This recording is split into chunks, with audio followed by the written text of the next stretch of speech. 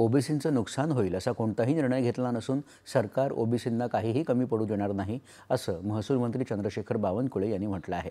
ते आज नागपूर इथं वार्ताहरांच्या प्रश्नाला उत्तर देत होते।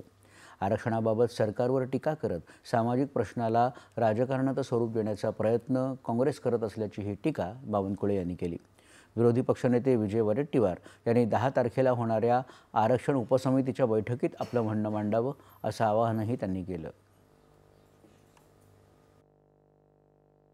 या ठिकाणी राजकीय फायदा किंवा राजकीय स्टंट करून सामाजिक विषयाचा राजकीय स्टंट करून त्या ठिकाणी पॉलिटिकल काँग्रेस पार्टी ही जे करण्याचा प्रयत्न करत आहे हे त्या ठिकाणी चूक आहे।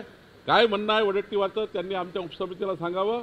उपसमिती नक्की विचार करेल आणि उपसमिती यावर जर काही ओबीसीचं नुकसान होतं तर काही ओबीसीचं नुकसान होत असेल तर आमची उपसमिती त्यावर योग्य निर्णय घेईल।